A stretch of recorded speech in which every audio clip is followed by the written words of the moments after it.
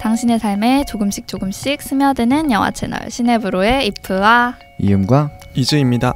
반갑습니다. 네. 반갑습니다. 네, 안녕하세요. 오늘 이제 방금 쿠엔틴 타란티노님의 작품이 끝나고 이제 새롭게 감독님이 등장하셨습니다. 네, 그분의 이름은 바로 무엇이죠? 저희가 고민을 한 분은 서사를 말씀하시고 한 분은 답변을 바로 해주시는데 저는 되게 고민을 많이 했어요. 저희가 진짜 누구를 할까. 맞습니다. 근데 원래 이게 발단이 됐던 그게 이제 이프님께서 프로메테우스를 한번 보고 싶다. 그러니까 그게 발단이었어요. 약간 그 세계관에 빠져보고 싶었어요. 빠져보고 싶었는데 잘못 빠진 것 같아요. 징그럽다고 생각보다 이럴 줄 알았어 하면서 징그럽다고 카톡을 그러니까요. 보내주셨어요. 그 79년도 작품이거든요, 이 영화가. 근데 우리가 지금 2020년 21세기를 살아가는 우리에게 징그럽다라는 감정을 준다는 자체가 그 당시에 봤던 관객들에게는 얼마나 충격이었을까라는 생각이 들기도 했어요. 처음 봤겠지. 태어나서 처음 봤을 거예요. 그래서 그것도 제가 오늘 내용에 포함되어 있다. 좋다. 제가 놓치지 않았습니다. 궁금하네 진짜 왜 그렇게 만들었어야 했을까. 그렇죠. 주목을 시켜야 돼요. 어그로를 끌어야 돼요. 좋습니다. 이렇게 시작 전에 늘 어그로를 끌고 시작하는 방송 시네브로입니다. 그러면은 우리 작품을 다루기 전에 리들리 스콧님께 이 어떤 분이신지 한번 우리 이즈님께서 한번 설명해 주실 텐데요. 좋습니다. 네, 바로 한번 시작해 볼게요. 네, 리들리 스콧 이 경은 이제 경이 됐어요. 경이죠. 이제 어떻게 보면 그 영국에서 기사 자기를 받았기 맞아요. 때문에 네. 그만큼 이제 실력을 인정받은 거죠. 그렇죠. 그 영국 출신이시고 1937년생이세요. 와, 현재 82세. 어떡하냐. 어떡해요. 할아버지세요. 네. 되게 오래 사셨어요. 네. 그 제2차 세계대전을 겪었다는 거. 그렇네. 그 이분의 그 중요한 영감 중에 그래서 2차 세계대전을 겪었던 그 경험들 그리고 플러스해서 산업 지역에 영국이 특히 영국에서 산업혁명 일어난 거 아시죠? 막 그 엄청난 그 공장들과 이런 게 막 머릿속에 떠오르잖아요. 산업 지역에서 어릴 때부터 자라났다. 그 전쟁을 겪고 요 두 가지가 되게 커요. 영향을 많이 받았다고 합니다. 그리고 삼형제 중에 둘째라고 해요. 첫째, 둘째 중에 둘째. 네, 둘째입니다. 그리고 제가 지금부터 말할 모든 내용들은 나무 위키를 참고했습니다. 네, 땡큐 고맙습니다. 나무 위키. 그리고 CF 감독 출신이라는 거 맞습니다. 그리고 비주얼리스트로 불리세요. 이분이 네. 다양한 장르에 도전했다. 비주얼리스트라는 말이 정확히 어떤 의미인가요? 좀 이따 나옵니다. 네. 질문하지 마세요. 네, 소심해졌습니다. 아니, 비주얼리스트가 하니까 눈으로 보여지는 그런 것들이 중요하게 다루는 시각이 되게 중요한 이분의 키워드인 것 같아요. 약간 미술 감독 같은 그런 건가요? 시각 쪽으로. 그리고 대학은 그 디자인 전공을 하셨대요. 디자인. 완전 미대생이네. 왕립예술학교에 입학하시고 영상 산업에 관심을 많이 갖게 됐다고 합니다. 그래서 BBC 미술 스태프로도 일했대요. TV 시리즈도 연출하셨고 TV의 한계를 느끼고 광고 업계로 이동하셨다 그래요. 광고요? 네, 광고. 되게 상업적인 분이셨네. 직접 자기가 광고 회사를 차렸대요. 사장까지. 그래서 여기 맥킨토시 광고도 찍고 그래서 광고계의 전설이 됐다. 전설? 그런 얘기가 나오고. 어떻게 영화로 이렇게 하시게 되셨어요? 특이한 이력이네요. 그러니까요. 그리고 웬만한 광고 콘티는 자기가 다 그렸대요. 그림 실력이 돼서. 미대생. 그리고 1977년에 영국에서 결투자들이라는 첫 장편을 제작합니다. 결투자. 네, 100만 달러의 저예산이었는데 이 영화가 주목을 받은 게 뛰어난 영상미 때문에 주목을 받았대요. 저수지의 개들이 생각나네요. 그래서 이걸 계기로 할리우드를 진출할 수 있었대요. 그래서 곧 이어서 1979년에 에이리언 1을 만들게 됩니다. 맞습니다. 예, 외계인이 등장하는 영화 장르의 무게감 자체를 바꿔버렸대요. 그 이전과 차별화되는 외계인 영화였던 것 같아요.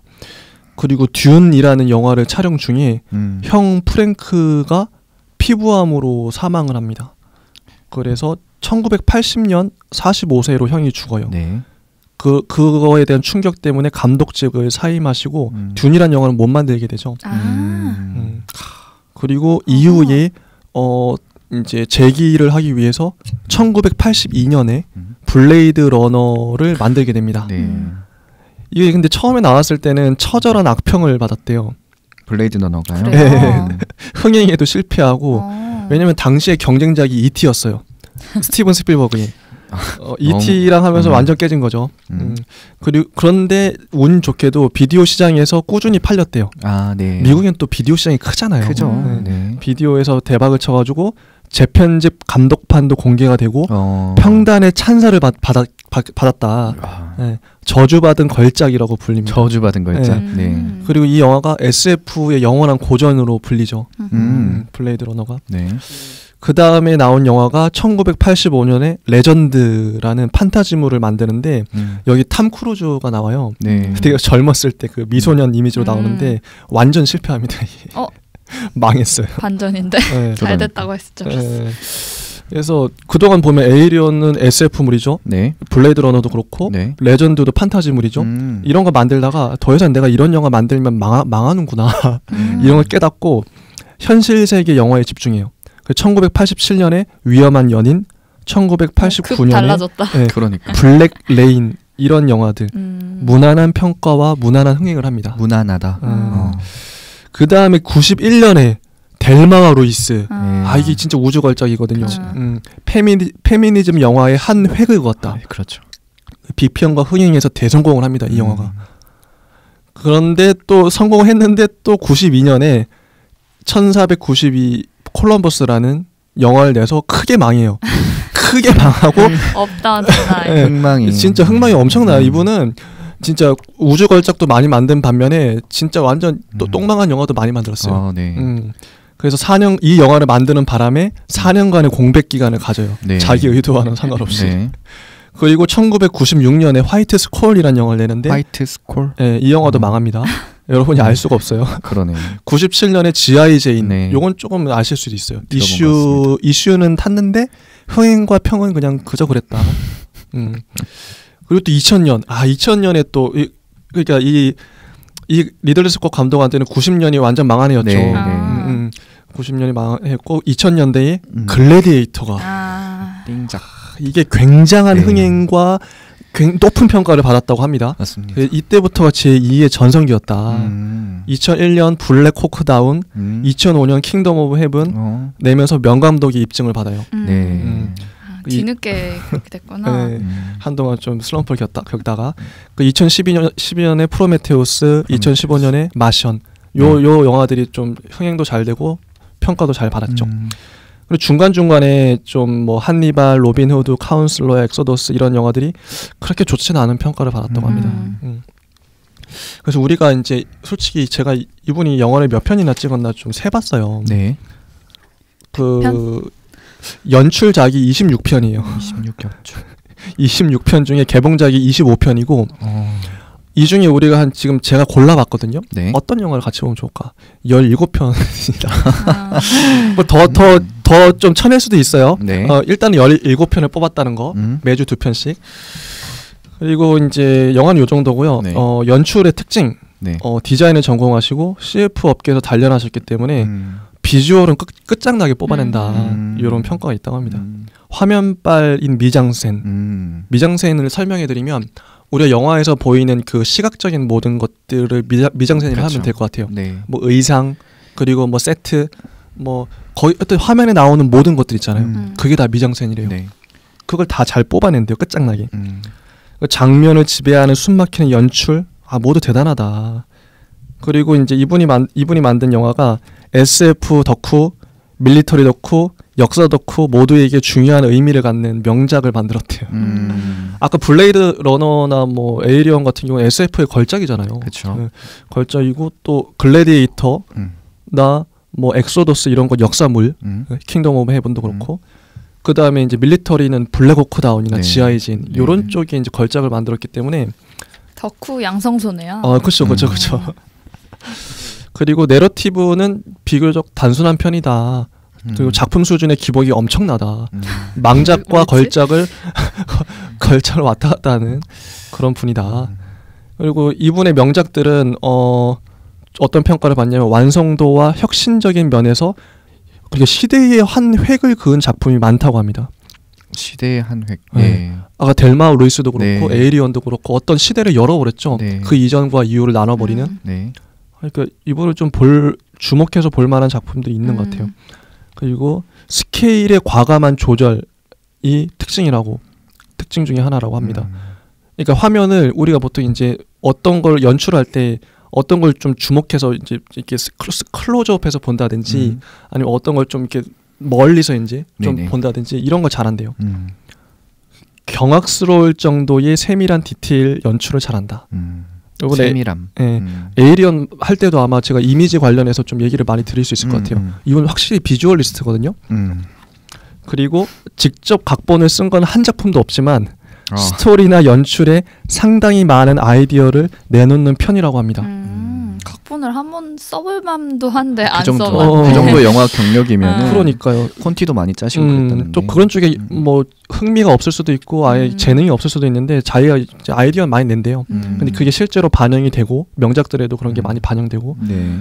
그리고 또 특징 중에 하나가 그로테스크한 연출. 에이리언에도 그런 거 많이 나오죠. 되게 끔찍하고 잔인하고 네. 더럽고 막 아우 진짜 역겨운 장면 많이 나오잖아요. 그쵸. 그런 게 특징이라고 합니다. 왜 그런 걸 하냐면 강한 심리적 충격을 의도한 거다. 그래서 상당히 강한 수준의 신체 훼손 장면들이 나오기도 하고 그래서 보는 분들은 좀 그런 걸 좀 감안하셔서 보셔야 될 거예요. 에이리언도 진짜 그런 게 많아요. 그 특정 부분에서 관객의 심리적 긴장감을 극대화하는 거 이런 거 잘하시고 같은 CF 출신 감독으로는 데이비 핀처, 뭐 잭 스나이더, 마이클 베이가 있다 이렇게 나옵니다. 마이클 베이. 특히 이번 거는 감독판을 좀 봐야 될 필요가 있대요. 저는 우선 에일리언 1 감독판으로 봤습니다. 대박. 그럼 우리랑 다르겠네. 왜 한번 다르다고 하더라고요. 살짝 다르다고. 감독판이 더 나은 경우가 많대요. 특히 이분 같은 경우 킹덤 오브 헤븐의 경우 감독판이 1시간이나 차이가 난대요. 그러면은 실제 영화. 저는 킹덤 오브 헤븐은 무조건 감독판으로 개봉판을 보겠습니다. 아니 왜냐면은 그렇긴 한데. 그래서 댓글에도 킹덤 오브 헤븐 댓글이 뭐가 달렸냐면 딴 거 없고 무조건 감독판 봐라. 이런 댓글이 도배가 돼 있어. 둘 다 보는 것도 좀 재미있을 것 같아요. 동생 토니 스콧은 액션 스릴러 오락 영화를 잘 만들었대요. 근데 2012년에 투신 자살을 하셨어요.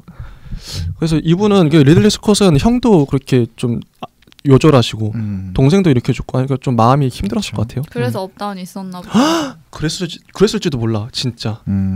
리들리 스콧이 영화가 망하는 일이 자주 있어서 자기 영화가 망할 때마다 자신의 CF 회사로 돌아가서 CF를 찍었다고 이런 일화가 있습니다. CF로 뭐 고해성사하는 거예요? 네, 그런 거죠. 그리고 블랙레인이라는 영화 이후로 한스 짐머 유명하잖아요. 네. 한스 짐머와 자주 작업을 했다고 합니다. 논란과 리들리 스콧을 이어준 달이네. 맞아요. 젊은 시절에는 완벽주의자라서 작품 간의 시간 간격이 되게 길었대요.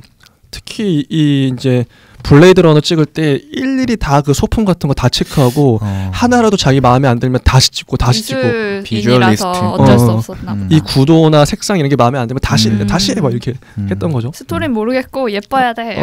맞아. 그런데 이제 좀 이분이 늙으시면서 노년인 지금은 굉장한 다작을 한다고 하시는데 되게 좀 마음이 평안해진 것 같아요. 네. 그리고 크리스토퍼 놀란 감독이 큰 영향을 받은 감독이라고 블레이드 러너에서 영향을 받은 사실 그러면은 우리가 지금 놀란 감독님 다뤘고 퀸틴 타란티노 감독 다뤘고 그다음 리들리 스콧이잖아요. 다 연결고리가 있는 게요. 놀란님 같은 경우에는 영향을 가장 많이 받았다고 하고 한스 짐머랑도 연결이 있고 맞아요. 퀸틴 타란티노 같은 경우에 영화의 첫 발을 디뎠던 게 트루 로맨스라는 토니 스콧 감독의 각본을 써준 걸로 들어왔거든요. 근데 리들리 스콧님의 어떻게 보면 동생이니까 이렇게 연결되는 면이 우리가 이렇게 바로 리들리 스콧으로 이어가도 연결성이 있겠다. 이렇게 억지로 끼워 맞추는 거죠. 약간 이제 제자 먼저 다루고 스승을 다루러 온 느낌이 드네요. 전 그래서 개인적으로 진짜 이분이 리들리 스콧 감독님이 존경하는 또 그때 당시에 영향을 많이 받았던 감독 중에 갑자기 이름이 생각이 안 나네. 그분이 되게 유명해요. 누구요? 그분이 유명한데 퀴즈인가요? 제가 잠깐만요. 그분은 퀴즈인가요? 누구일까요? 나중에 알려드릴게요. 끝나기 전에. 네. 어떤 감독 그분도 한번 해보고 싶긴 해요. 오래된 감독님이신가요? 좀 유명한 감독. 시계태엽 오렌지 만드시고 하여튼 되게 유명한 분인데 그 한번 나중에 한번 해볼 생각이 잘 안 나네 갑자기. 그리고 이분이 블레이드 러너로 평론가들한테 강한 불신을 갖게 됐다고 합니다. 스탠리 큐브릭. 네, 스탠리 큐브릭. 이해합니다. 스탠리 큐브릭하고 또 이어지는 것 같아요. 네. 스페이스 오디세이도. 스페이스 오디세이. 그렇게 되면 명작이죠. 에일리언과 좀 연결되는 감이 있네요. 영향을 받았을 거예요 분명. 그렇죠. 안 받은 감독님이 있을까요? 이런 생각도 드네요. 그러니까요. 다 겹치네. 뭐야 다 아는 사람들. 뭐야 짜고 치는 건데. 다 동네 같은 동네에서 미국 영화판에서 편하게 합시다. 그리고 이제 좀 블레이드 러너가 아까 평론가들한테 처음에 안 좋은 평가를 받았잖아요. 그래서 그때 좀 마음의 상처를 많이 받았나 봐요.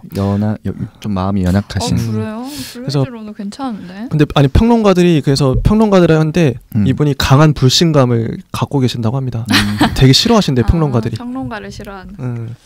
요 정도? 네, 요 정도 하고 우리가 앞으로 다룰 영화들 한 17편은 좀 어떻게 될지 모르겠어요. 한번 달려보고. 네, 한번 달려보자 한번. 장기 레이스를 한번. 우선 첫 발이 중요한 거니까요. 맞습니다. 제가 한번 첫 발을 디디는 한번 오른발이 돼보도록 하겠습니다. 좋습니다. 사실 전 너무나 보고 싶었던 작품 중 하나인데요. 그래요? 꽤나 명작으로 유명하잖아요. 사실 고전 명작으로. 근데 우선은 너무 옛날 작품이기도 하고 그리고 또 에일리언 1을 보면은 1, 2, 3, 4 그리고 프로메테우스 이하 다른 작품들까지 모두 봐야 하니까 사실 시작이 조금 귀찮은 부분이 있었습니다. 진입장벽이 좀 높잖아요. 하지만 시네브로를 계기로 이렇게 또 작품을 보게 되었고 정말 시간 가는 줄 모르고 봤는데요. 맞아. 솔직히 그렇게 큰 기대는 안 했거든요. 아까 제가 말씀드렸던 것처럼 옛날 작품이기도 하고 과연 79년도 작품이 나에게 얼마나 많은 울림을 줄 수 있을 것인가라는 생각이 들었어요. 더군다나 요즘 같은 경우에는 CG도 정말 대단하잖아요. 그래서 저희도 테넷을 보면서 느꼈겠지만은 과연 지금 이 장면이 CG를 사용한 건가 사용하지 않은 건가 이렇게 고민하면서 볼 정도로 현실과 이런 가상을 이렇게 구분하기가 어려운 시점인 것 같습니다. 이런저런 이유로 저에게 에일리언 1은 그냥 언젠간 봐야 하는 고전 명작 중 하나 이렇게만 생각이 들었었어요. 하지만 영화를 보고 난 뒤에는 우선은 다양한 생각들이 드는데 우선은 가장 첫 번째 들었던 생각은 정말 지루할 틈이 없다. 이런 느낌을 받았고 그리고 지루할 틈이 없도록 리들리 스콧 감독님이 상당히 영화를 잘 만들었다. 우선 이런 생각이 먼저 들었습니다. 맞아요. 우선은 첫 번째로 저는 여러분들이 이렇게 에일리언 1을 다 같이 보셨잖아요. 보시고 나서 어떻게 보면 리들리 스콧 감독님의 첫 입문작이라고 공식적인 입문작이라고 볼 수 있는데 맞아요. 앞으로 리들리 스콧 감독님은 어떤 감독이겠구나라는 생각이 드셨을까요? 저는 한마디로 이분은 아까도 말했지만 비주얼리스트다. 미장센이 끝내준다. 이 단어에 저는 꽂혔어요. CF 감독이다. 네네. CF라는 건 제가 이제 마케팅을 전공하게 됐지만 되게 중요한 게 두 가지. 그러니까 창의력. 15초 만에 설득해내야 돼요. 그 이미지로 창의력이 끝내주는구나. 그러니까 어떤 화면을 구성하는 그 감각이나 센스가 맞아요. 끝장나겠구나. 그런 거 이제 이미지 저는 그래서 오늘도 준비한 게 저는 스토리는 그냥 일단 스킵하고 다른 분이 해주시겠지만. 다음에 어떻게? 네, 알겠습니다. 스토리는 저는 이제 스킵하고 이미지 위주로 봤어요. 그래서 저는 이제 이미지를 다 캡처해가지고 이거를 설명을 한번 이 이미지가 왜 적절한지 이 구도나 이런 이게 디자인적인 시각적인 거에 대해서 설명을 드릴게요. 좀 네, 알겠습니다. 이미지는 이미지로 대하는 거네요. 그렇죠. 눈이처럼. 맞습니다. 저는 약간 이 영화 보고 그 전에 얼핏 들어서 알긴 알았는데 좀 놀랐던 게 1979년이잖아요. 그렇죠. 근데 페미니즘이 나온다는 게 난 너무 대단했어요. 페미니즘. 그러니까 1979년이면 사실 진짜 여자들의 권리가 그냥 바닥이던 시절이란 말이에요. 그러게요. 근데 3번 항해사가 여자분이시죠. 맞아요.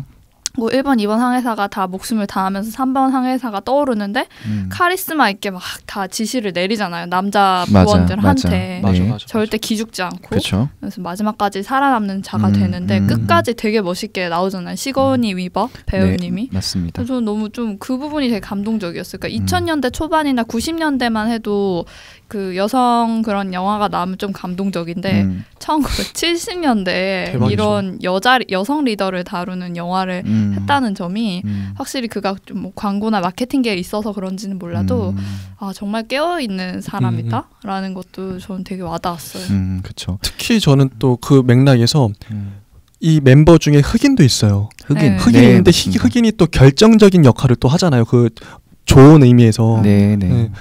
그래서 흑인 그러니까 소수자와 약자를 이분도 타란티노 감독님처럼 맞다 했어. 그 챙기는구나.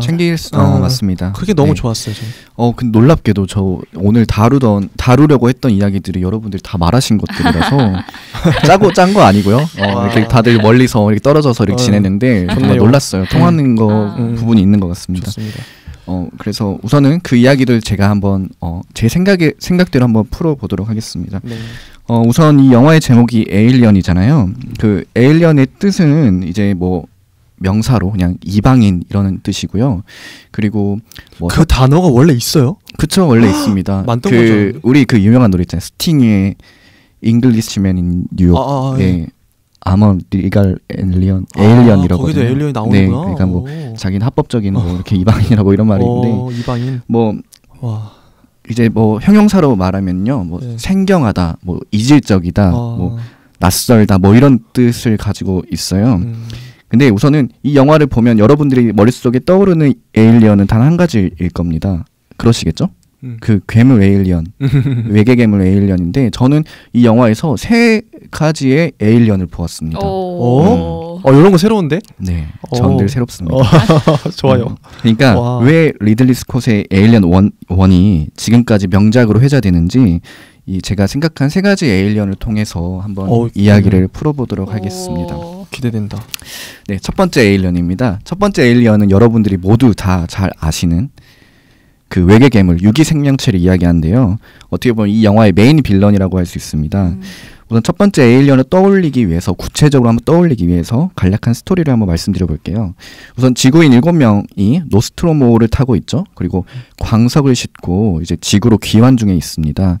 그러다가 이제 마더라는 프로그래밍된 컴퓨터에 의해서 이제 주인공들이 동면에서 깨게 되잖아요.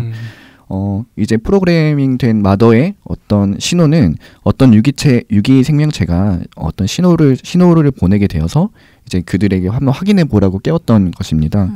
그래서 3명의 탐사대가 꾸려지죠. 그래서 이제 행성 LA 426이라고 읽어야 될까? 426이라고 읽어야 될까? 아무튼 그런 행성으로 가게 되고 이제 절체불명의 우주선과 미라가 된 우주인을 만나게 되잖아요. 굉장히 커다란. 엄청 커 진짜. 뭐 여담으로 사실 그 장면이 앞으로 다루게 될 영화의 떡밥이라고 해요. 그렇겠죠. 아마 프리퀄과 이어지지 맞습니다. 않을까. 이어진다고 하는데 우리 시네브로 시청자 여러분도 앞으로의 속편 리뷰를 기대해 주시면 좋을 것 같습니다. 네. 어쨌든 이곳저곳 돌아다니다가 케인이라는 부선장이라고 해야 될까요? 그 승무원이 알을 발견하게 되고 그에 대해서 가까이 가다가 외계 생명체가 갑자기 확 튀어나와가지고 케인의 헬멧을 딱 덮치게 되잖아요. 처음에 우선 정확히 이름을 몰랐는데요.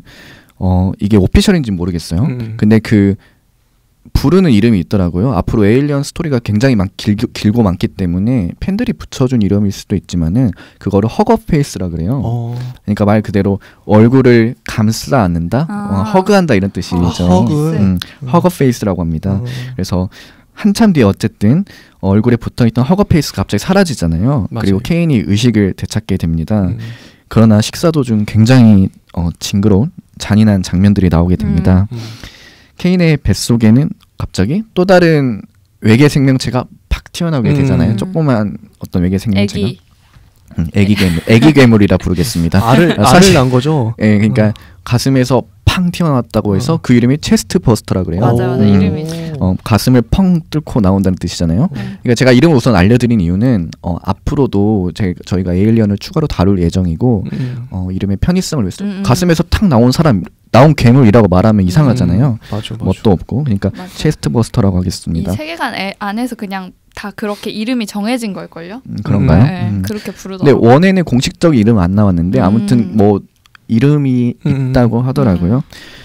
어쨌든 선원들은 그 괴물을 잡으려 하다가 결국 여자 부선장인 리플리를 제외하고 모두 죽게 됩니다. 맞아요. 리플리는 정말 여전사같이 끝까지 싸우고 외계 생명체를 결국에는 우주 밖으로 내쫓으면서 영화는 끝나게 됩니다. 뭐 당연히 지금 보면 외계 괴물에 대한 묘사는 아쉽지만 당시에는 굉장히 충격이었을 것 같습니다. 특히 그 외계 괴물의 그 다리를 잘랐을 때 초록색 피가 나온다는 점, 그리고 그 피가 산성이라는 부분, 철을 녹이죠. 맞아. 철을 녹이는 부분은 아직도 그 게임이나 어떤 다른 영화의 어떤 외계 생명체를 다루는 소재로도 쓰이고 있는데요. 뭐 남자분들은 잘 아시겠지만 우리 그 스타크래프트의 저그 맞죠. 히드라가 그런 녹이는 초록색 피를 뱉으면서 막 이렇게 싸우잖아요. 산성을 뱉으면서.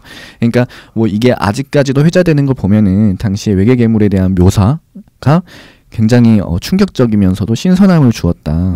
그리고 어떻게 보면은 외계 괴물을 당시 묘사했던 부분을 아직까지도 가장 그래 외계 괴물은 절해야지라고 공감성을 불러일으키는 외계인이 아니었나, 그리고 에일리언이 아니었나. 그게 원래 그 이미지가 에일리언의 그 이미지가 원래 어떤 예전에 그림에서 따왔다고 본 것 같은데요. 그림이요? 그러니까 이제 제가 좀 찾아보니까 그 그로테스크함을 말씀하셨잖아요, 아까. 근데 굉장히 그로테스크 그림으로 그 영화 미술로 되게 유명하신 분이 있더라고요. 기거라는 H.R. 기거라는 분이신데 맞아. 그분이 이제 그려놓은 어떤 외계 생명체라고 해야 될까요? 괴물에 대한 묘사가 있는데 리들리 스콧이 그 전에 묘사들은 이건 좀 아닌 것 같은, 되게 예민하시니까 아닌 것 같은데라고 부정을 하시다가 그 H.R. 기거가 작품한 그 그림을 보고는 그래 이거다라고 정했다고 그래요. 사용을 한 거구나. 네, 맞습니다. 뭐 우리 그 이미지는 우리 이제 이즈님이 설명해 주실 거잖아요.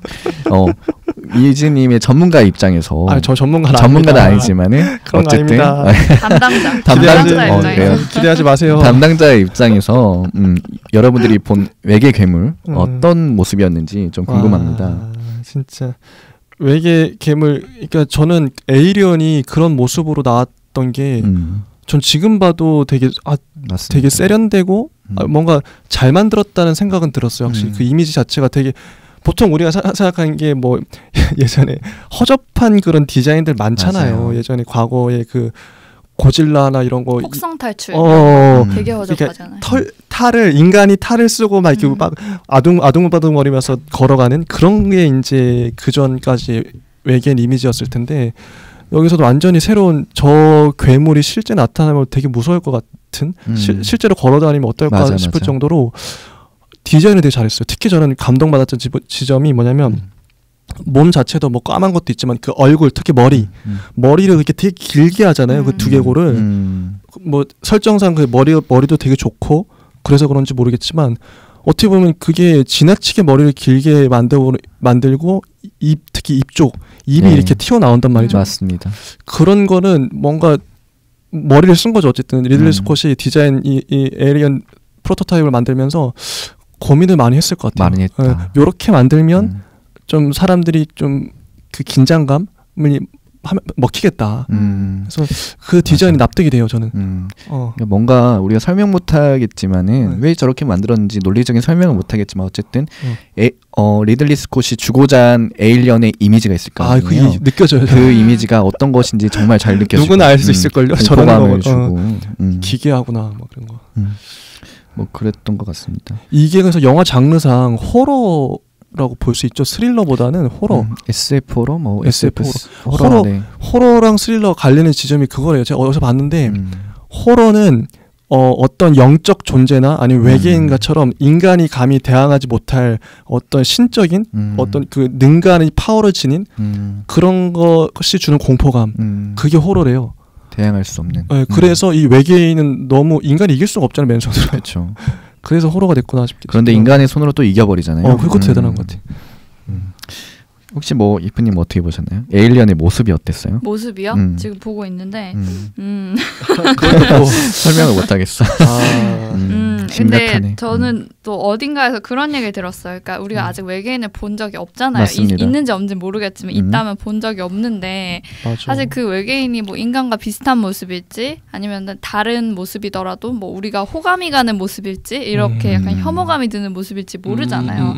E.T.처럼 귀여운 애일 수도 있잖아요. 그러니까 맞아요. 아직은 전혀 모르는 상황에서 약간 이 감독이 약간 조금 안 좋은 역할을 한 게 외계인은 공격적이고 맞아. 무섭고 징그러울 것이다라는 선입견을 약간 세상에 처음 풀어버린 사람이기도 하다고 그래요. 맞습니다. 맞아. 그러니까 우리가 아직 그들이 친구인지 적인지 모르는 상황에서 어렴풋이 그들은 적일 것이다라고 생각하게끔 만든 시초이기도 하다는 의견을 좀 들었거든요. 네. 근데 그거에 약간 공감이 되는 것 같아요. 그러니까 정말 이렇다면 누가 얘랑 친구 먹고 싶겠어요. 친구 안 되죠. 그냥 영원히 지구에 안 왔으면 좋겠는데. 맞아. 그래서 그런 위해서 근데 여러 가지 이게 진실일 수도 있죠. 사실 뭔가 외계 생명체가 있다면 맞아요. 이렇게 징그럽고 우리한테 적대적인 존재일 수도 있잖아요. 그런 의미에서 되게 여러 가지 관점을 제시해 준 것 같아요. 그러니까 이 무지한 지구인들에게 외계 바깥, 그러니까 우주 바깥의 생명체들은 어떤 모습일지 맞아. 다양성을 좀 제시를 해준 것 같아요. 그러니까 뭐 전에는 없던 외계 생명체이니까 맞아. 사실 더 어떻게 보면은 이게 이제 외계인은 이럴 것이다라고 사람들에게 선입견을 확 심어준 것 같아요. 그만큼 어떻게 보면 영화 주제로 보면은 그게 정말 성공한 것이고 하지만은 뭐 아무튼 되게 잘 만들었다. 근데 저는 그 지금 들으면서 생각난 건데 특히 이제 동양은 안 그런데 서양 같은 경우에는 자연을 근대로 넘어오면서 자연을 우리가 맞서 싸우고 정복해야 될 대상으로 봐요. 그렇게 그렇죠. 설정을 하고 자연에 있는 모든 그 자연 물들이나 아니면 동물들을 우리가 정복해야 돼. 그 쟤네들을 꺾어야 되고 쟤네들은 우리한테 어떤 악영향을 줄 거야. 이런 식으로 그런 관념이 있는 것 같아요. 자연물도 그렇고 또 미지의 세계에 대한 외계인에 대한 그들의 관념은 지금 딱 에이리언은 만든 것처럼 근데 만약에 우리가 전통적인 동양의 사상 같은 경우에는 자연과 어울리고 뭔가 조화를 이루는 거잖아요. 동양이 만약에 에이리언을 만들었으면 귀엽게 만들었을 것이다. 귀엽고 뭔가 이렇게 서로 어울리고 혹시 장강파로라고 보셨나요? 안 봤습니다. 거기도 이제 에이리언이 나오는데 거기는 에이리언이 되게 귀여워요. 피카츄처럼. 그래요? 서로 이렇게 막 서로 어울려서 놀아요. 같이. 에이리언 거기 나오는 그 외계인은 인간을 돕죠. 이게 동양적인 외계인이고 그것도 의미가 있네요. 근데 여기는 완전 서양 진짜 오리지널 타입이요. 서양인들이 생각하는 외계인들은 이렇게 잔인하고 무섭고 뭔가 나한테 피해를 줄 것 같고 내가 쟤를 정복해서 이겨야 되고 이런 거예요. 좋네요. 그렇게 보는 거 되게 합당한 것 같아요. 그래서 리들리 스콧이 이렇게 만들 수밖에 없었던 거는 서양인들 입장에서 당연한 거예요. 한편으로는 그들의 한계이기도 하고. 그렇죠. 우리나라는 사실 뭐 외계인은 아니더라도 달에 토끼가 산다고 생각했잖아요. 그러니까요. 그것도 얼마나 자연 친화적이고 귀여워. 맞아. 근데 이제 서양인들은 달에 뭐 이런 애가 있을지도 몰라라고 상상을 하고 있었던 거죠. 그렇게 생각하니까 진짜 그 맞아요. 문화권 차이에서 오는 그 외계인 생명체의 형태가 달라지는 그게 다르죠. 똑같은 강을 보더라도 동양인들은 저걸 이제 강에서 내가 어떤 그 정자 같은 걸 짓고 뭐 실을 읊는다든지 근데 왜 서양인들은 댐을 짓고 거기를 개발을 막 강둑을 만들고 그러니까 개발을 막 해버리잖아요. 이게 다른 거죠. 이게 그 우선은 뭐 제가 준비한 생각은 아닌데 그 말씀을 들으니까 이게 괴물에 대한 이 묘사가 갑자기 떠오르는데요. 그 에일리언의 괴물의 모습이 상상을 해보시면은 입이 굉장히 큽니다. 맞죠? 그리고 그 날카로운 이빨이 이렇게 나 있잖아요. 맞아. 그리고 혓바닥도 되게 길고 침을 많이 흘려요. 입을 굉장히 강조하는데요. 맞아. 이게 동서양이 약간 그 사람의 얼굴을 인식하는데 차이가 있다고 그래요. 그래요? 그런 거 아세요 혹시? 그 우리 동양인들을 한국으로 비교해 보면은 행복하다는 표시를 그 컴퓨터 메신저로 쓸 때 어떻게 쓰시죠? 웃는 눈 모양. 그러니까 뭐 사실은 제곱할 때 승수를 표현할 때 이렇게 쓰잖아요. 저 항상 그렇게 써요. Shift 88을 2번 쓰는데 외국 같은 경우는 어떻게 쓰는지 아시나요? 콜론하고 컬런하고 가로 닫기 이렇게 쓰잖아요. 그러니까 외국은 입을 강조합니다. 입이 웃으면 아 웃구나 이렇게 판단을 하고 진짜 그러네. 우리는 눈이 웃어야 웃는구나라고 판단을 한다고 그래요. 아니 이런 거 어떻게 아세요? 그러니까 여러분들도 대단하다. 마스크를 쓰고 있지만은 코로나 시대에 웃음을 보이시고 싶다면은 눈으로 웃으시라고. 입으로 욕을 하더라도. 그렇지. 갑자기 이 말 왜 하는지 모르겠지만 아무튼 에일리언에 대한 묘사가 입을 강조한 이유가 아마 이것에 있지 않을까. 네. 입이 중요하니까 그들한테는 어떻게 보면 미국인들은 그래서 마스크 안 쓰잖아요. 잘. 입을 트럼프가 우리가 진짜 에일리언 원 이야기하면서 이렇게 동서양 정치적 차이까지 이렇게 가니까 이렇게 깊습니다 저희가 정말 깊습니다. 우선은 뭐 이렇게 여러분들이 이렇게 재밌는 이야기 해주셔가지고 좋습니다. 첫 번째 에일리언은 그래서 우리가 본 외계 생명체 에일리언입니다. 자, 그러면 우리 영화를 봤는데 이 에일리언밖에 안 나온단 말이죠. 그런데 저는 우선은 이 영화를 재밌게 만드는 요소 중에 다른 에일리언을 보았어요. 지금 말한 에일리언 말고 또 있단 말이에요? 네, 그러니까 뭐 제 말장난입니다. 우선 두 번째 에일리언부터는 우선은 이 영화가 관객들이 긴장감을 끝까지 놓치지 않게끔 해준 제 개인적인 두 번째 에일리언입니다. 그것은 바로 선원들입니다. 선원도 에일리언이다? 그러니까 제가 말하고 싶은 이 에일리언은 외계 생명체의 의미가 아니라 서로에게 이질적인 이방인으로서의 에일리언이라고 이해하시면 좋을 것 같아요. 좋네요. 우선은 그 이 영화에는 내부 주인공들끼리의 작고 미묘하지만 어떻게 보면은 클 수도 있는 그런 갈등들이 존재가 하는데요. 혹시 기억나는 부분이 있으신가요?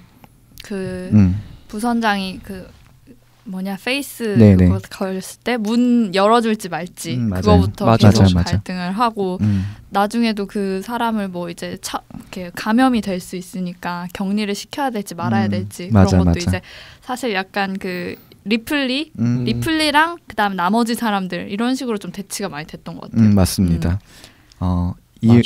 이지님은 혹시 있으신가요? 저도 같은 의견이긴 한데 특히 나중에 뭐 정체가 밝혀지지만 그 과학자라고 하는 남자 그 선원이 자꾸 이제 어쨌든 괴물을 안에 끌어들이려고 하잖아요. 그 의도적으로. 네. 그런 게 느껴지기도 하고 그냥 서로 간에 그런 것 같아요. 맞습니다. 여러분들이 말씀하신 게 다 맞고요. 우선은 제가 본 첫 번째 갈등은요. 우선은 우주선 안에는 크게 직업군이 3개가 있습니다. 첫 번째는 그 선장인 달라스, 그리고 부선장인 케인, 부부선장인 여자 부선장, 리플리 이렇게 이루어진 항해사라는 직업군하고요.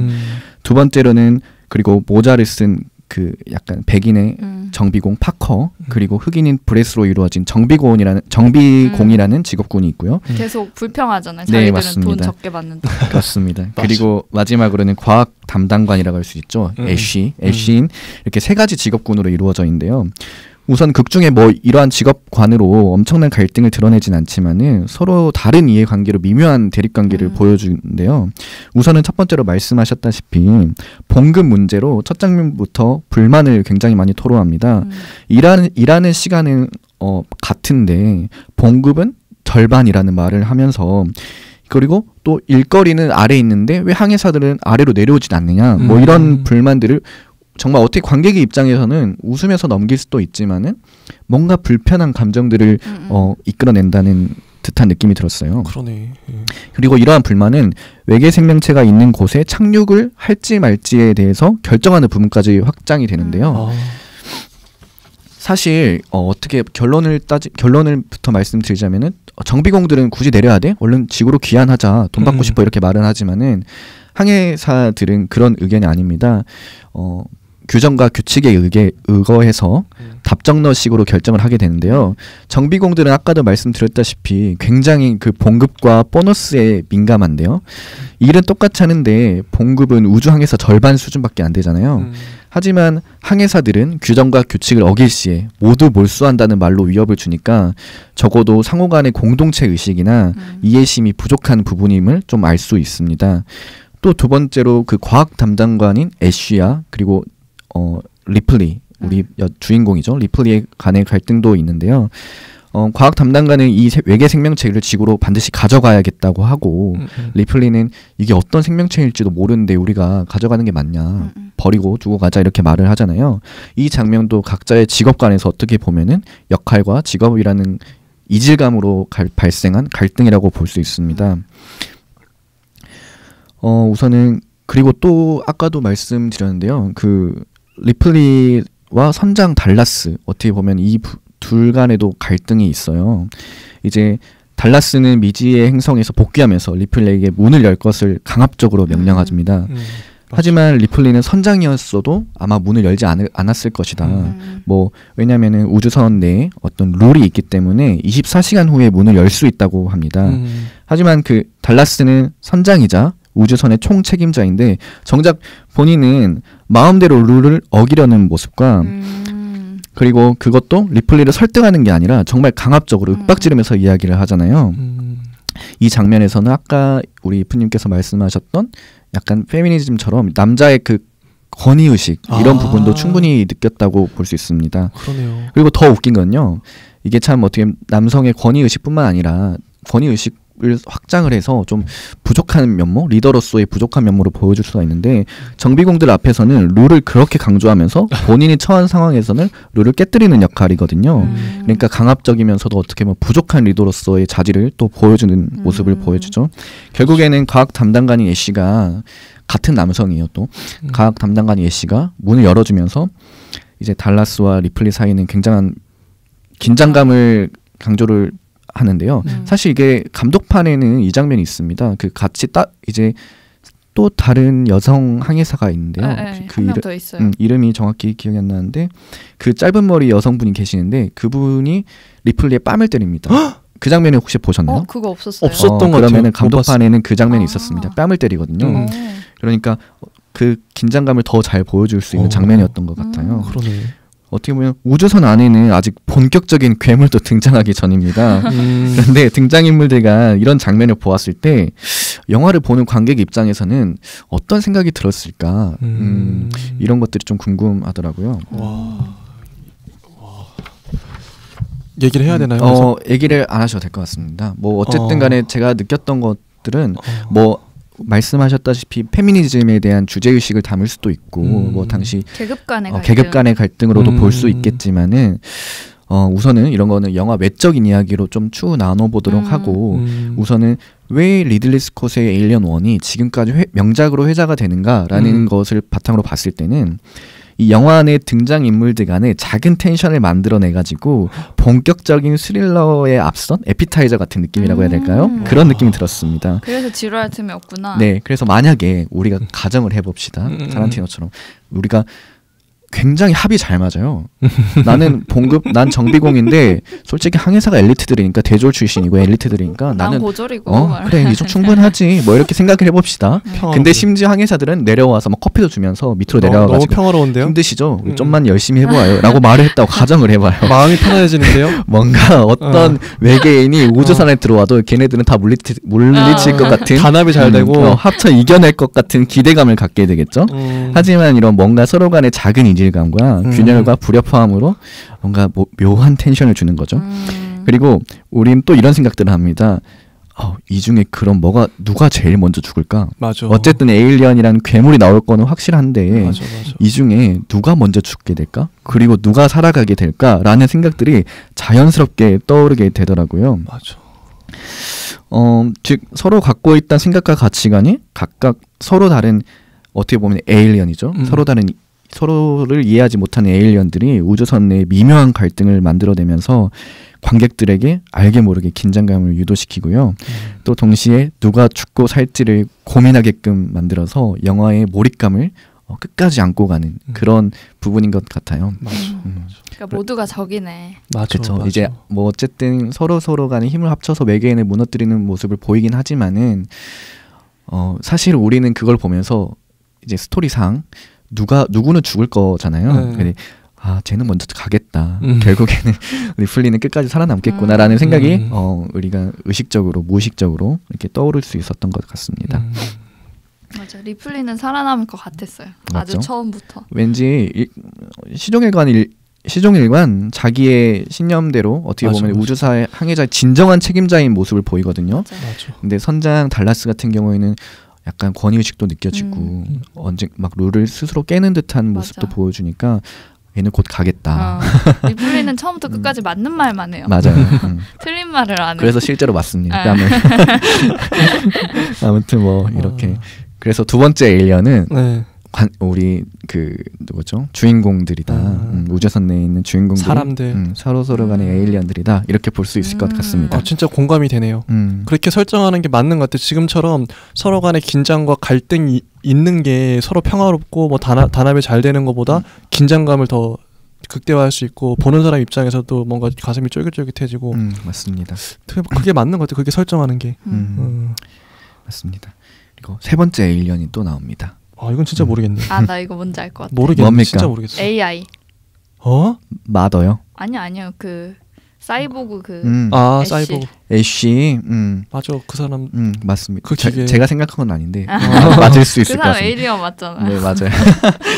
맞아. 사실 제가 생각했을 때는 애쉬라는 그 사이보그는 제가 두 번째 에일리언에 넣어도 괜찮을 것 같긴 해요. 그러니까 어떻게 보면 AI라는 게 물론 인공지능이잖아요. 사이보그이고. 하지만 프로그래밍이 됐을 거 아닙니까? 이 프로그래밍은 누구에게서 됐을 것이냐라고 생각하면은 바로 기업이죠.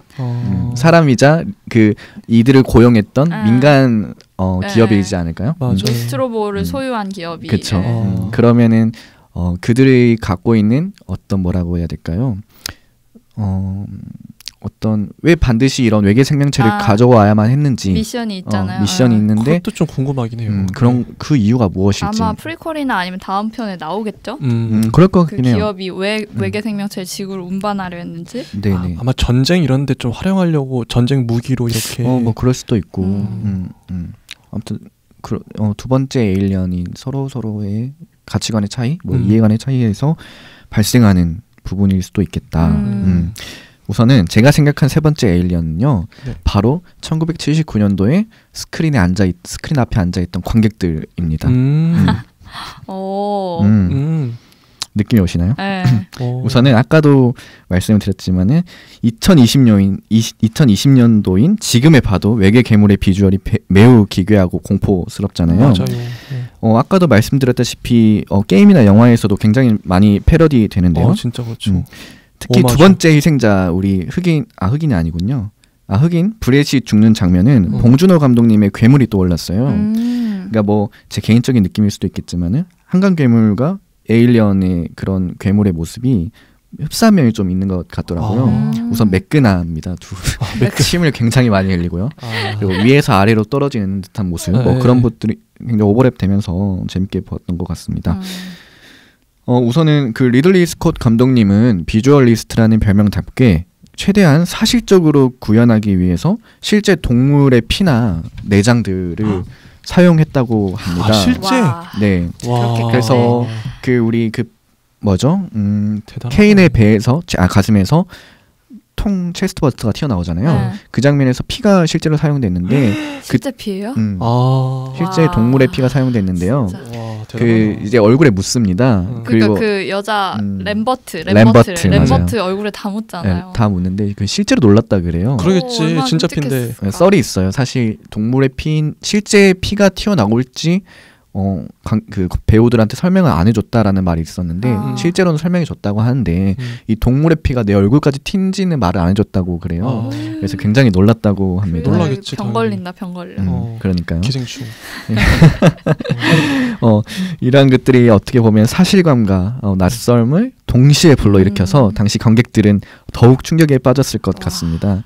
그리고 두 번째로 이런 에일리언 묘사 말고도 우주선 내부에 대한 묘사를 또 말씀드리고 싶은데요. 묘사 좋죠. 1979년도의 에일리언의 우주선 내부는 오늘날의 그런 SF 영화 우주선의 내부와 크게 다르지 않은 것 같다는 느낌을 받았어요. 그리고 평소에 우주선 내부는 관객이 이게 미래의 어떻게 보면 우주선의 내부 모습이겠구나라는 신비감이 들도록 정말 세심하고 디테일하게 구성을 했고요. 하지만 공포와 어떻게 보면 스릴러를 강조하고 싶은 부분에 있어서는 최대한 낯설고 기괴하도록 공간 표현을 하더라고요. 그러니까 관객들이 스크린의 영화 장면을 보면서 느끼는 감정과 동일하게 현장을 구현하며 관객들로 하여금 마치 낯선 환경에 있는 듯한 느낌을 받아서 함께 일원으로 맞아. 일원으로 있는 듯한 느낌을 주는 거죠. 일단은 우주선 전체에 불을 하나도 안 켜놔요. 이게 에너지 절약하려고 그런 건지 모르겠는데 네. 에너지 절약한 거라면 이해되는데 저 정도면 좀 불 켜고 찾으면 될 텐데 끝까지 불 꺼놓고 후레쉬로 찾고 이런단 말이죠. 맞아. 왜 그게 그럴까? 진짜 긴장감을 엄청 조성했던 것 같긴 해요. 맞아. 저도 보면서 이 시종일관 어둡다 보니까 외계인 괴물이 어디서 튀어나올지 모르지. 저도 막 이렇게 깜짝깜짝 놀라면서 봤던 것 같은데요. 특히 그 첫 장면에서 그 되게 어떻게 보면 몇 분 동안 그 우주선 내부를 사람이 안 돌아다니는데 다 누워 있으니까 카메라가 돌아다니잖아요. 그쵸? 저는 그 장면부터 이 사람이 이 감독이 분위기를 잡고 있구나. 맞아요. 이 내부가 어떤 모습이고 지금 어떤 일이 일어날지를 보여주는 그 발단의 단계로서 이 되게 천천히 보는데 이게 관객 입장에서는 저희가 지금 이제 3D 그 안경 같은 걸 끼고 그 우주선을 체험하는 듯한 느낌이 들었어요. 저는. 맞아요. 일부러 이렇게 만들었구나 그 우주선 내부를 보여주게끔. 그러니까 뭐 굉장히 그 영화 미술에 집착을 하시는 분이라고 잘한 하니까 것 같아요. 네, 디테일. 이런 디테일들이 그러니까 제가 사실은 이 모든 영화 감독뿐만 아니고 뭐 사업 하시는 분이나 어떤 일을 하시는 분, 처음 일을 하시는 분들 어떻게 보면 그 처음에 시작에 되게 어려움이 많잖아요. 많죠. 그러니까 어색하고. 그쵸, 어색하기도 하고 어설프기도 하고 어떻게 해야 될지 모르는데 이제 제 친구도 사실은 이렇게 사업을 준비하려는 친구가 있어요. 그래서 어떻게 하면 좋을지에 대해서 고민을 되게 많이 하더라고요. 그래서 저도 이제 뭐 구체적인 디테일 같은 경우에는 뭐 나중에 설명을 차근차근 고민하면서 설명을 드릴 수 있겠지만은 준비하는 자세라고 해야 될까요? 이런 것들은 어떻게 해야 된다고 생각하냐면은 정말 좋아하는 이성이 있는데 그 이성을 처음 데이트하러 만나는 날처럼 준비를 하라고 말을 해요. 무슨 느낌인지 알 것 같아요. 어떻게 해야 되죠? 그러니까 어떻게 해야 되죠? 이게 굉장히 재밌는 건데 뭐 이런 거죠. 그러니까 어디 정말 중요한 자리를 가는 거잖아요. 그러면은 뭐 예를 들어서 일주일 전부터 준비를 하는 거예요. 충분한 기간을 두고. 그래서 뭐 뭐랄까요? 뭐 향수를 뿌려도 뭐 이 향은 너무 센데 약한 데부터 시작해가지고 이 향은 이 장소에 어울릴 것 같지 않는데 어쨌든 뭐 다양한 그런 고민거리들이 파생되지 않겠습니까? 맞아. 그러면서 자연스럽게 체크리스트가 만들어지는 거고 그런 식으로 되게 세밀하게 준비를 해나가는 거죠. 진짜. 그런 것들이 큰 그림이 필요해요. 큰 그림들이 그러니까 어쨌든 제가 하고 싶은 말은 뭐냐면요. 굉장한 많은 고민을 하시는 감독이다라는 느낌이 들었어요. 리들리 스콧 감독님은 에리어 1을 보면서 관객들에게 어떻게 보면은 처음을 묘사하는 건데 이 부분을 어떻게 묘사해야 될지 만약에 평범하게 그냥 흔히 우리가 머릿속에 상상할 수 있을 법한 그림들을 묘사했다면은 이렇게 명작으로 회자되지 않았을 것 같습니다. 그러겠죠. 당시의 그 관념과 상식과 일치하면 이게 뭐야? 그렇죠.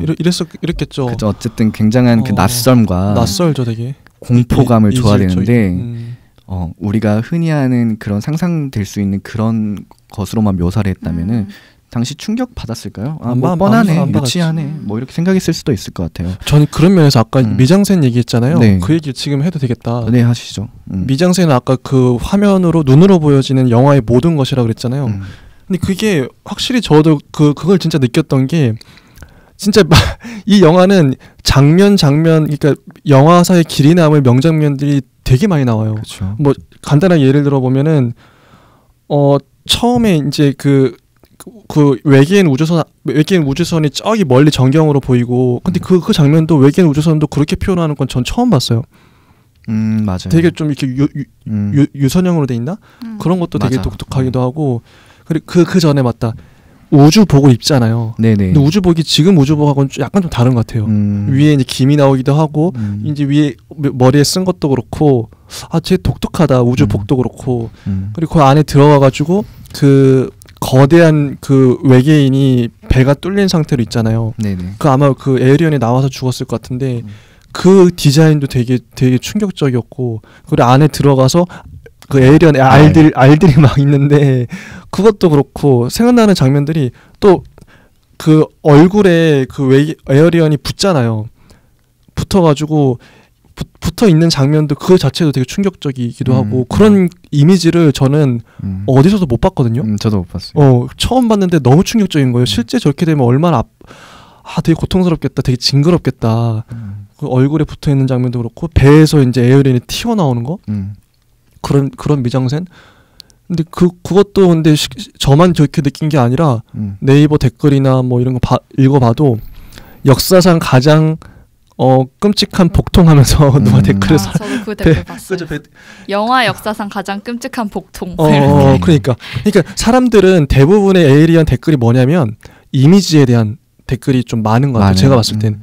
그러니까 이거는 완전 미장센을 위한 미장센으로 시작해서 미장센으로 끝나는 거예요. 이 영화 자체는 너무 많아요. 그런 장면들이 그 에어리언이 막 침 흘리고 등장하는 그것도 그렇고 당시도 충격이었지만 지금도 되게 유니크하다, 독보적인 그런 장면들이 기억나는 장면이 되게 많아요. 묘사를 굉장히 섬세하게 되게 잘해요.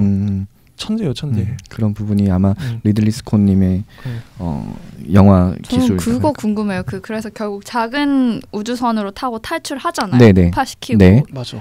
근데 그때 외계인 따라탄 줄 예상하셨어요? 못했어요.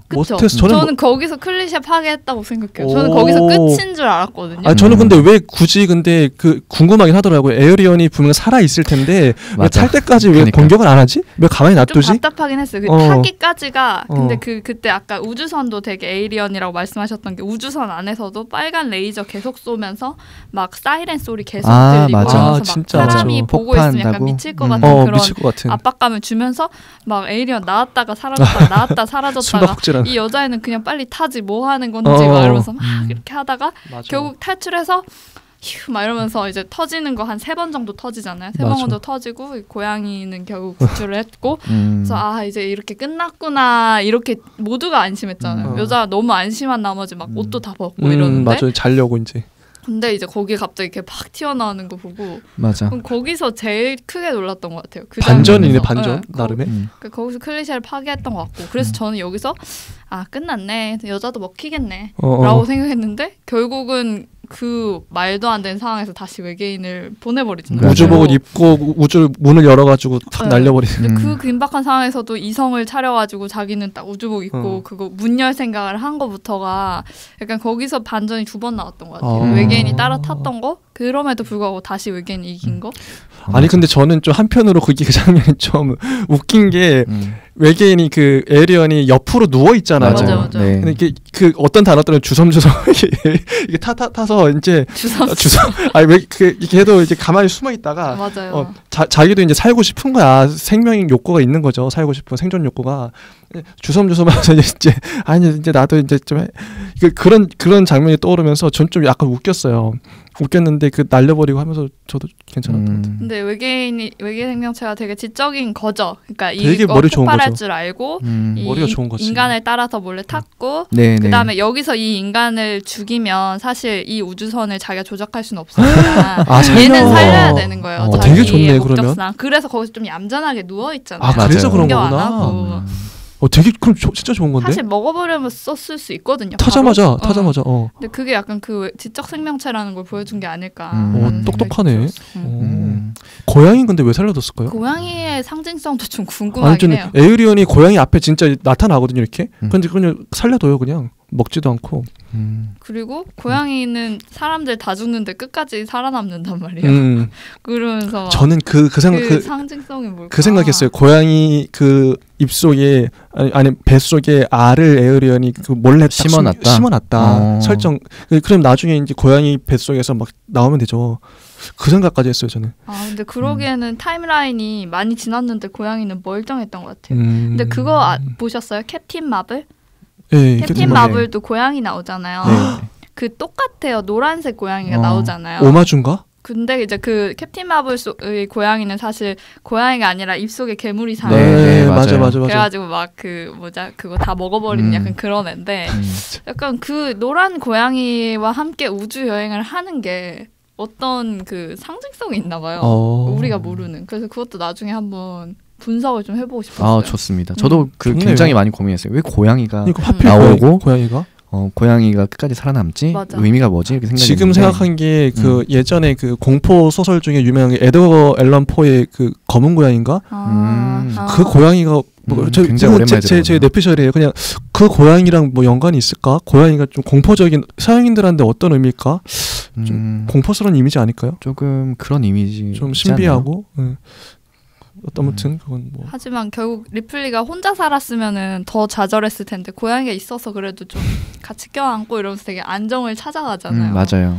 끝까지 폭파하는 순간까지도 구해서 데려가거든요. 아니 저는 굳이 그래서 그런 상황이면 고양이를 놔두고 내 목숨이 중요하니까 튀었을 것 같은데 굳이 그걸 또 챙겨요 고양이를. 뭔가 굉장한 중요한 의미가 있나 봐요. 근데 약간 그런 해석은 할 수 있을 것 같아요. 그러니까 우리보다 위대한 존재는 너무 무서운데 고양이는 사실 인간에 비하면 되게 힘없고 약한 존재잖아요. 근데 그래서 사실 야생의 고양이와 야생의 인간이 만나면 고양이 눈엔 인간이 에일리언처럼 보일 거예요. 너무 크고 무서운 괴물로 보일 진짜 거예요. 그러겠네. 근데 그럼에도 불구하고 우리 같은 이 에일리언 같은 우리는 이런 약한 존재를 보면서 오히려 위로받는 거가 있는 거죠. 그러면서 약간 그런 하이어라키가 있는 것 같아요. 고양이 위에 인간이 있고 인간 위에 에일리언이 있다. 그 위기가 있다. 괜찮네요. 약간 그런 느낌? 그런 해석 괜찮네. 아니면 말고. 아니면 말고. 괜찮은 해석 같아요. 진짜 괜찮은 해석이 맞는 듯한 느낌도 있습니다. 그리고 저는 그 아까 그 잔인의 어떻게 되게 끔찍한 장면 중에 전 다른 뱃속에서 튀어나오는 것도 그렇지만 얼굴에 붙어 있는 것도 그렇고 그 인조인간이 막 리플리 잡았는데 그 인조인간은 머리를 쳐가지고 목을 날려버려요. 근데 그 안에서 막 그 흰 액체가 되게 기괴하다. 역해요. 역겹죠. 한마디로 역겨운 장면인데 그 장면도 어떻게 보면 명장면이긴 해요. 맞아. 절대 지워질 수 없는. 사실 잘 만들었죠. 뭐가 액체가 나온다는 상상을 잘 못한 우유 같은 게 나오는. 그러니까 보통 로봇들은 그냥 깨지면 그냥 기계밖에 안 보이는데 우유 같은 게 막 뿜어져 나오니까 더 징그러운 거예요. 저는 처음에 얘도 그 에이리언 알을 뱉구나 이런 줄 알았어요. 근데 나중에 보니까 아니었더라고요. 왜냐면 그 목 안에 막 동그란 방울 같은 것도 들어있고 징그러운 걸 넣어가지고 저거 알인가 막 이랬어요 처음에. 근데 사이보그더라고요. 그렇게까지 묘사를 할 수 있구나. 되게 징그럽고 역겨운 걸 잘 묘사하는 것 같아요. 그 당시 관객들이 얼마나 놀랐겠어요. 그러니까요. 외계인도 낯선데 맞아. 얘는 또 뭐야? 얘는 또 누구야? 그것도 나름 반전이죠. 반전이었죠. 진짜 반전이었어. 굉장히 힘이 세고 그런. 목이 아래 떨어져 있는데 또 입이 말을 또 하고 그걸 또 불태워버리고 녹고 막 그런 거 맞습니다.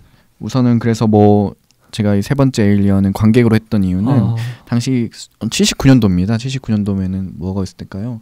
우리나라가 이제 막 산업화하고 그럴 때인데 아직 민주화 투쟁이 끝나지 않았던 맞아. 그런 시기인데 그런 시기에 어떻게 우리 반대편에 있는 나라에서는 이런 작품들을 보고 굉장히 낯선 우주를 바라보는 낯선 스크린을 봤을 때는 관객들 굉장한 에일리언일 수도 있겠다. 달에 언제 갔죠 미국에서? 60년대일 거예요. 닐 암스트롱 맞나? 그러면은 달에 간 이유니까 더 그게 판타지가 사람들의 우주에 대한 상상력이 우주에 갈 수 있다 이런. 맞아. 그쵸. 실제 우주선 디자인도 되게 디테일해요. 그냥 매끈한 게 아니라 되게 막 디테일하게 막 있어요. 화물선이라서 레고처럼 하나하나 이렇게 표면이 잘 나와 있죠. 제가 예전에 디자인을 잠깐 공부했었는데 그 디자인이라는 게 보통 이제 우주선을 매끈하게 만들어 버리면 아무리 거대하고 그래도 저게 실제처럼 안 느껴지잖아요. 그쵸. 좀 근데 그게 디테일한 부분들을 일일이 다 그려 넣으면 맞아. 그럴수록 사람들이 저걸 더 집중해서 보고 실제처럼 느낀단 말이에요. 맞아요.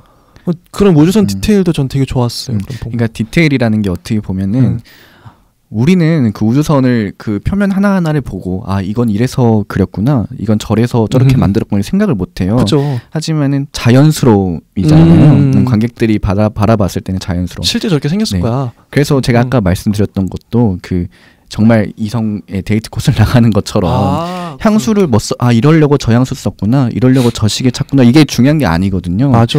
그 뭔가 전체적인 분위기, 아우라라고 해야 될까요? 분위기. 그런 것들이 어떻게 보면은 그렇구나. 자연스럽자 그런 부분인 거죠.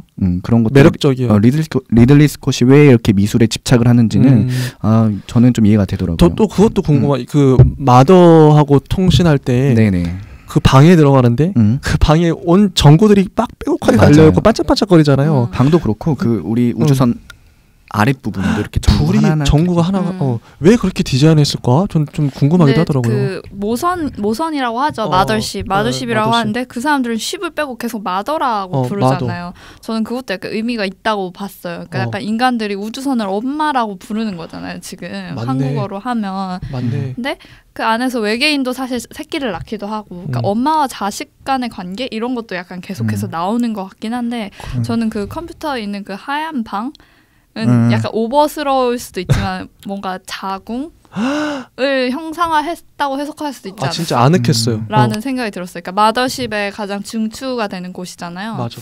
거기서 이제 자기들이 여기 왜 왔는지 미션 이런 것도 검색할 수 있고. 맞아.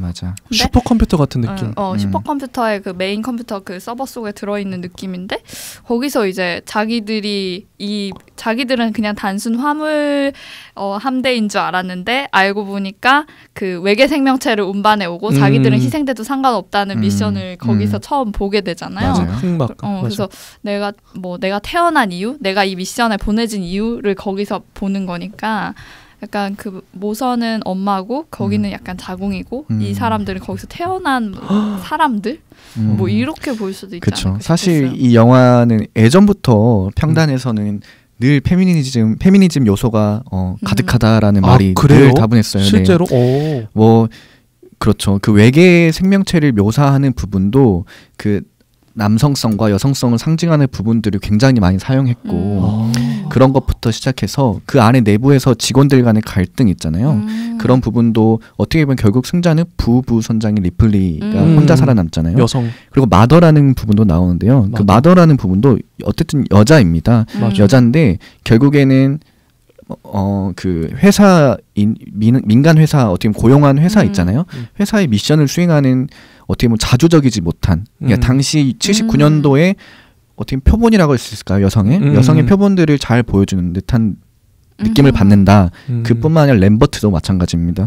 램버트도 당시 리더인 달라스나 뭐 기타 애쉬 이런 사람 남성에게 굉장히 의지하고 그냥 자주성은 없는 하지만 리플리는 굉장히 자주성이 있잖아요. 그러니까요. 그런 부분을 잘 보여준다. 뭐 이런 평들이 많긴 하더라고요. 압도적으로. 아니 하필 진짜 마더가 아니라 파더라고 할 수도 있는데. 근데 모선이라고 하잖아요. 한국어로도. 그런 게 좀 흥미로운 부분인 것 같아요. 그래서 많은 사람들이 그런 거는 여성성으로서 생각이 되나 봐요. 사실 지구도 사람들이 여성이라고 생각하잖아요. 그러네. 가이아라든지 가이아 여신이라든지 이런 걸 다 여성으로 상상하지 남성으로 상상하는 경우 잘 없거든요. 맞아. 그런 점에 있어서 그런 약간 그 근본이 되는 어떤 거는 여성이다라고 생각하는 경향이 좀 있는 것 같아요. 모든 세계가. 생각이 난 게 터미네이터에서도 여전사가 터미네이터에 맞서거든요. 그 되게 상징적인 인물로. 근데 에이리언도 확실히 여성이 그 괴물한테 맞서고. 그쵸. 근데 만약에 여성이 아니라 남성으로 설정했다면 어땠을까? 근데 그러면 살짝 좀 시시했을 것 같은데요. 마지막에 델러스가 살아남았다 이러면은 살짝 식상했을 수도 있을 남성이면 또 근육질의 그 아놀드 슈워츠제네거 같은 그런 남성이 막 외계인 패버려. 때려 잡았지. 때려 잡았을 것 같은데. 드웨인 존슨이 맞아. 그러니까 그러면 지금처럼 높은 평가 못 받았겠죠. 그러면은 그건 이제 쿠엔틴 타란티노 영화처럼 되겠네. 화염방사기로.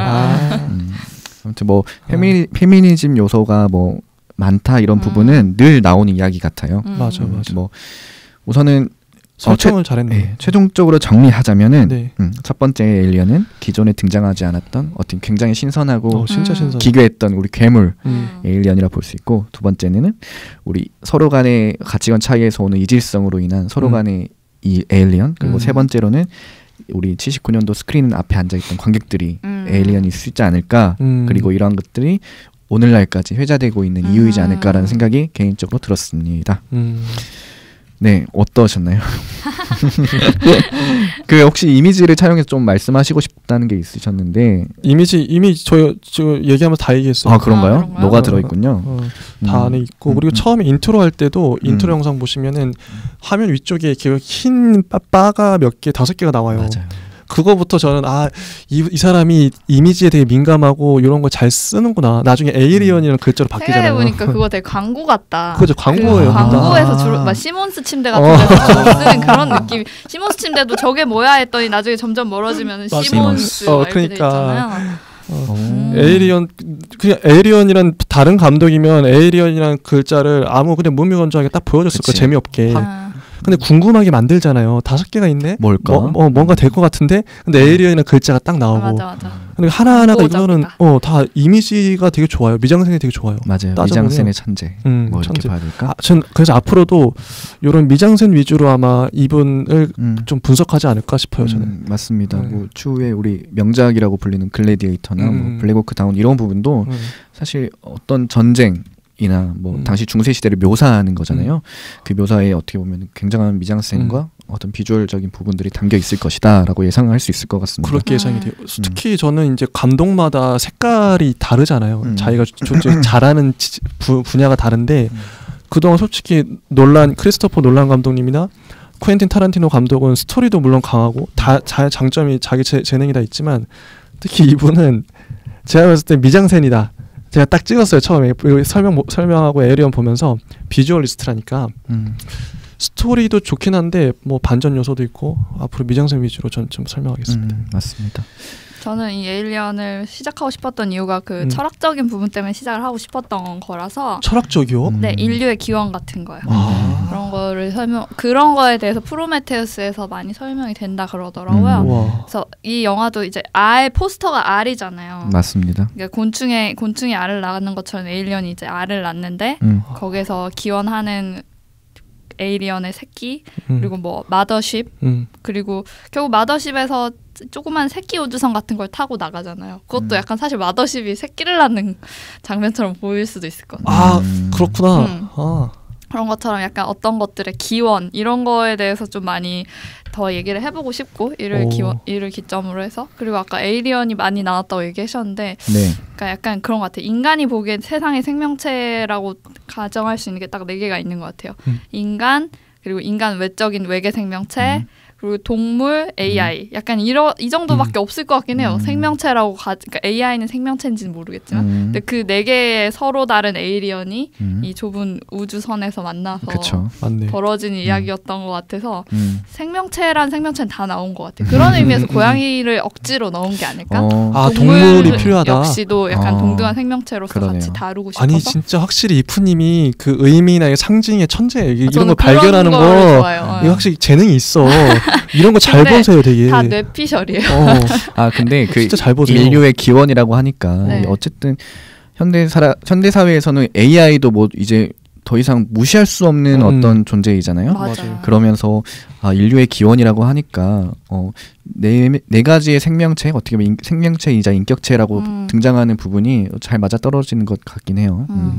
네, 그런 점에서 되게 좀 흥미로운 시작이었던 것 같고 앞으로도 이 시리즈 이어가면서 그런 지점에서 전 좀 더 보려고 재밌을 해요. 것 같네요. 근데 확실히 또 요거 좀 간단한 건데 그 컴퓨터 마더십하고 뭐 통신할 때도 그 막 이렇게 글자 나오잖아요. 근데 그 화면이 1980년대 컴퓨터에서 주로 그렇게 주르륵 나오잖아요. 그렇죠. 근데 지금 2020년에서 봤을 때는 그게 좀 촌스러워. 그러니까 그런 거 이런 거 생각 못 했겠지. 풀 컬러로 윈도우 창 나오고 막 이런 거 생각 못 했겠지. 사실 그 부분뿐만 아니라 이게 좀 말이 안 되는 부분 몇 개 있어요. 이게 논란 작품하고 조금 이렇게 비교하며 볼 수 있는데 우리 인터스텔라 보면은 우주에선 소리가 나지 않습니다. 사실 당연하죠. 공기 흐름이 없으니까. 그렇구나. 근데 우리 에일리언 1에서는 소리를 아주 잘 들을 수 있죠. 포스터에도 뭐 이런 내용이 적혀 있어요. 우주에서는 비명 소리를 들을 수 없다. 비명 소리는 안 나오는데 막 이렇게 비행기체가 분리된다든지 뭐 이런 소리는 잘 나더라고요. 그러게. 그래서 이런 과학적인 고증이 오류가 있었다. 뭐 이렇게 제가 이렇게 저도 싫어하실까요, 리들리 스콧님께서? 근데 뭐 79년이었으니까. 그렇죠. 네, 아마 생각을 못 하셨을 거예요. 네. 그리고 우리가 앞으로 이제 에이리언을 다룰 텐데 그 얘기도 하면 좋을 것 같아. 다음 주에 바로 할게. 원래 이게 오리지널 시리즈가 1, 2, 3, 4인데 저희가 2, 3, 4 2편부터 4편까지는 다른 감독님 거라서 다음에 기회에 하고 조금 밀어두고 이제 같은 감독님 리들리 스콧 감독님이 감독하신 프로메테우스랑 에일리언 커버넌트를 프리퀄이죠. 프리퀄 2개를 같이 이어서 한번 보는 걸로 맞습니다. 재밌겠네요. 기대가 됩니다. 그러면은 저는 우선 에일리언 1에 대해서 다 마쳤고요. 다음 주에 우리 더 재밌는 작품으로 한번 찾아뵙도록 하겠습니다. 네. 감사합니다. 감사합니다. 감사합니다.